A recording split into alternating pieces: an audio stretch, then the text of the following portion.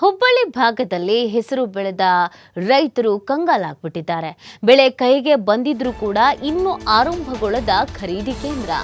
ಈಗಾಗಲೇ ಹೆಸರು ಬೆಳೆ ಬೆಳೆದು ರಾಶಿ ಮಾಡಿಕೊಂಡಿರೋ ರೈತರು 4-5 ವರ್ಷಗಳಿಂದ ಅತಿವೃಷ್ಟಿ ಆಗಿದೆ.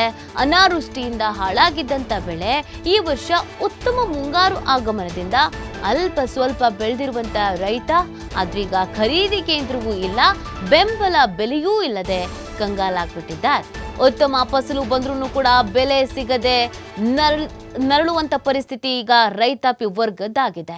ನೋಡಿ, ಕೆಲವು ಬಾರಿ ಮಳೆ ಅತಿಯಾಗಿ ಬಂದು ಎಲ್ಲ ಹಾನಿ ಆಗತ್ತೆ, ಇನ್ನು ಕೆಲವು ಬಾರಿ ಮಳೆಗೇ ಬರದೆ ಸಮಸ್ಯೆ ಆಗತ್ತೆ. ಆದರೆ ಪಾಪ ಈಗ ಹುಬ್ಬಳ್ಳಿಯ ರೈತರೆಲ್ಲ ಪರಿಸ್ಥಿತಿ ಯಾವ ರೀತಿ ಆಗಿದೆ ಅಂತಂದ್ರೆ, ಈ ಬಾರಿ ಸ್ವಲ್ಪ ಪರವಾಗಿಲ್ಲ, ಓಕೆ ನಾವು ಹೇಗೋ ಬೆಳೆ ಬೆಳೆದಿದ್ದೀವಿ ಅಂತ ಅನ್ಕೊಳ್ತಾ ಇದ್ರು.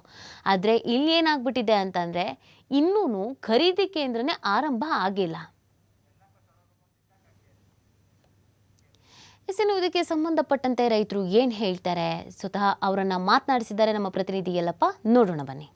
ಹಲ್ಲು ಇದ್ದವರಿಗೆ ಕಡಲೆ ಇಲ್ಲ, ಕಡಲೆ ಇದ್ದವರಿಗೆ ಹಲ್ಲು ಇಲ್ಲ ಎನ್ನುವ ಗಾದೆ ಮಾತು ಉತ್ತರ ಕರ್ನಾಟಕದ ರೈತರಿಗೆ ಇಲ್ಲಿ ಅಂತಲೇ ಅನ್ವಯಿಸ್ತದೆ. ಯಾಕೆಂದರೆ ಮುಂಗಾರು ಉತ್ತಮ ಬಂದಿದೆ. ಉತ್ತಮ ಮುಂಗಾರು ಬಿದ್ದಿರಿಂದ ಈಗಾಗಲೇ ಅಂದರೆ ಹೆಸರು ಬೆಳೆ ಬೆಳೆದಂತಹ ರೈತ ರಾಶಿ ಮಾಡಿದ್ದಾನೆ. ಈಗಾಗಲೇ ಕಟಾವು ಮಾಡಿ ರಾಶಿ ಮಾಡಿ ಹೊಲದಲ್ಲೇ ಶೇಖರಣೆ ಮಾಡಿಟ್ಟಿದ್ದಾನೆ. ಆದರೆ ಇಲ್ಲಿವರೆಗೂ ಸಹಿತ ಸರ್ಕಾರ ಖರೀದಿ ಕೇಂದ್ರವನ್ನು ಓಪನ್ ಮಾಡಬೇಕಾಗಿತ್ತು. ಆದರೆ ಇಲ್ಲಿವರೆಗೂ ಖರೀದಿ ಕೇಂದ್ರವನ್ನು ಓಪನ್ ಮಾಡಲಿಕ್ಕೆ ಹೋಗಿಲ್ಲ.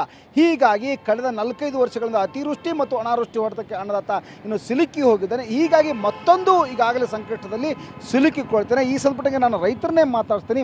ಸರ್, ಯಾಕೆ ಇಲ್ಲಿವರೆಗೂ ಖರೀದಿ ಕೇಂದ್ರ ಓಪನ್ ಮಾಡ್ತಿಲ್ಲ ಇವರು ಅಂತ? ಸಮಸ್ತ ನಾಡಿನ ಜನತೆಗೆ ಸ್ವಾತಂತ್ರ್ಯೋತ್ಸವದ ಶುಭಾಶಯಗಳು.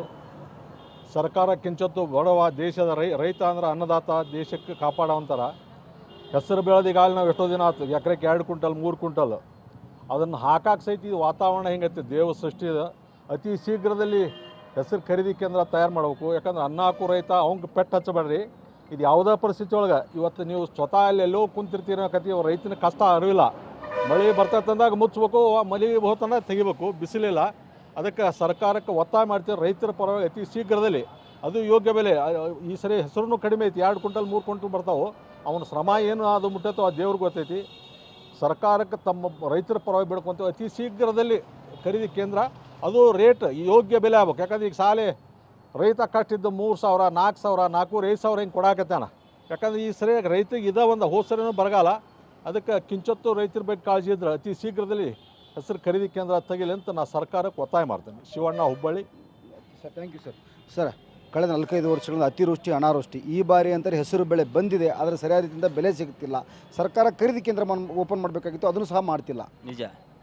ಸಮಸ್ತ ರೈತ ಬಾಂಧವರಿಗೆ ಹಾಗೂ ನಾಡಿನ ಎಲ್ಲ ಪ್ರಜೆಗಳಿಗೂ ಕೂಡ ಸ್ವಾತಂತ್ರ್ಯೋತ್ಸವದ ಶುಭಾಶಯಗಳನ್ನು ಹೇಳ್ತೇನೆ. ಈಗ ನೀವು ಏನು ಕೇಳ್ತಾ ಇದ್ದೀರಿ, ನಿಜವಾಗ್ಲೂ ಇದರಲ್ಲಿ ಏನಪ್ಪ ಅಂತಂತಂದರೆ, ಈ ಸರ್ಕಾರದವರು ಇರ್ಬೋದು, ರಾಜಕಾರಣಿಗಳು ಇರ್ಬೋದು, ವ್ಯಾಪಾರಸ್ಥರು ಇರ್ಬೋದು, ಇದರಲ್ಲಿ ಒಂದು ದೊಡ್ಡ ಷಡ್ಯಂತ್ರ ಅಡಿಗೈತಿ.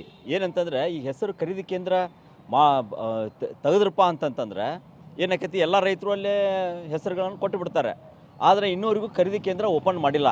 ಸರ್ಕಾರ ತಕ್ಷಣ ಎಚ್ಚೆತ್ತುಕೊಳ್ಬೇಕು. ಯಾಕಂದರೆ ಈಗಾಗಲೇ ನಾವು ಈ ಒಂದು ಹೆಸರು ಬೆಳೆ ಏನಿದೆ ಈಗಾಗಲೇ ರಾಶಿ ಮಾಡಿ ಇಟ್ಕೊಂಡಿದ್ದೀವಿ. ಈ ಒಂದು ರಾಶಿಯನ್ನು ಭಾಳ ದಿನ ಇಟ್ಕೊಳ್ಳಿಕ್ಕೆ ಬರೋದಿಲ್ಲ. ಯಾಕಂದರೆ ಈಗಾಗಲೇ ತಂಪಾದ ವಾತಾವರಣದೆ ಈ ಒಂದು ವಾತಾವರಣಕ್ಕೆ ಹೆಸರು ಕಾಳು ಏನಿದೆ ಅದು ಮೊಳಕೆ ಹೊಡುತ್ತೆ. ಹೀಗಾಗಿ ಸರ್ಕಾರ ಇಲ್ಲಿ ತಕ್ಷಣ ಎಚ್ಚೆತ್ತುಕೊಳ್ಳು ಖರೀದಿ ಕೇಂದ್ರವನ್ನು ಓಪನ್ ಮಾಡಬೇಕು.